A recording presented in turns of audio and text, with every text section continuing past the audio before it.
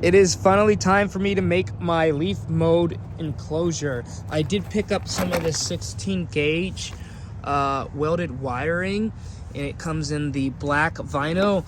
Now, not sure whether that's the best way to go, but it's also 50 foot, so I won't be using all of it. And I do plan on using it for future projects, so I'm not throwing away the rest. It's just going inside the basement for the time being.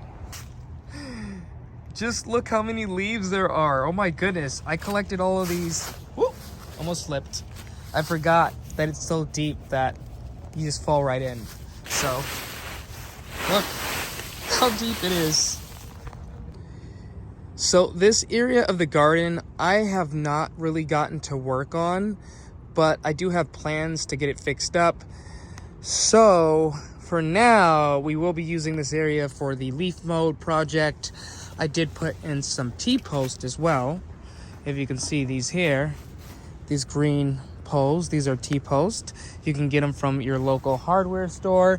And I used a, I don't know what this is called, but it's the specific tool they use to hammer the T-post into place or into ground. So this rid thing has like this opening side at the base that you would put over top of the T-post, and you would hammer it down with the closed side. And it does have two handles for both hands. You might want to use some, or actually you do want to use some hearing protection because it does get quite loud. In fact, I wouldn't tell you guys to do something I wouldn't do myself. I use these hearing protections. These are reusable, rewashable. I do have a few of them, as well as some overhead earmuffs to be used. But since they're in ground, you know, you won't really get to see me doing it or having it in. All right, see if I can unroll it. Whoop, doesn't unroll that well. I do have a few tools on hand that I do plan on using. I cut up some of this tree tie that I used in previous years because I plan on reusing it for the composting. And as for these scissors, I actually don't know where I got these from, but they're like steel cutters. So they cut middle, so they're pretty heavy duty. As for the tree ties, like I was saying, I did use them to kind of attach to the T-post using as little as I possibly could. So now that I got all the tree ties around at least the post, I will cut down the middle of this and kind of attach it using the tree tie as well, so I can easily access the leaves, at least when they've broken down. And again, these cutters, they make quick work of it. So, I mean, I'm using my left hand and I'm not left-handed. Here's a bit of a better angle now that I'm using my right hand. You can see just how quickly I can do this. Oop, I missed it.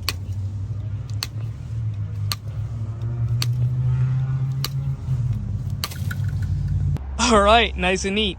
So now, oh, by the way, guys, don't mind the mess back there. That's where I kind of keep all the pots that like I've collected through the years.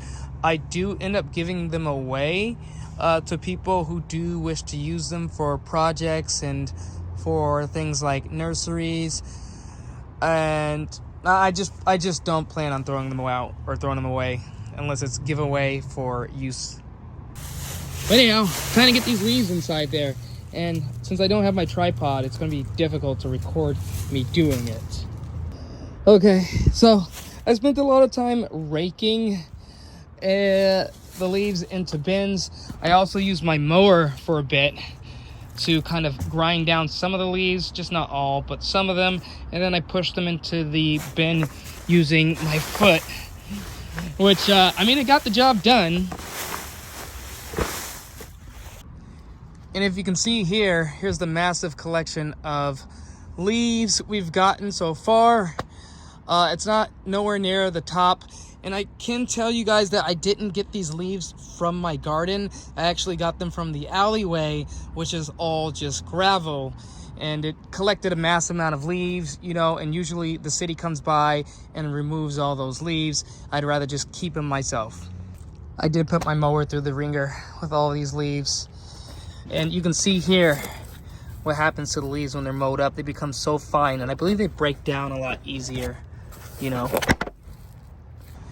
And just like that, our leaf project is on the way. I might end up collecting a bit more leaves from the driveway because there is so much. So I might end up filling this thing all the way to the top if I can, or if possible. By the way, most of this is going to compact down as it gets rained and poured on. So it's going to be like probably half the size, if not a quarter the size that it actually is now. And this does make good homes for things like earthworms, some of the frogs that are inside the garden. I have garden snakes that can slither through there and keep warm for the winter. So all around positive. Hope you guys enjoy this video. I will see you guys in the next one. Peace.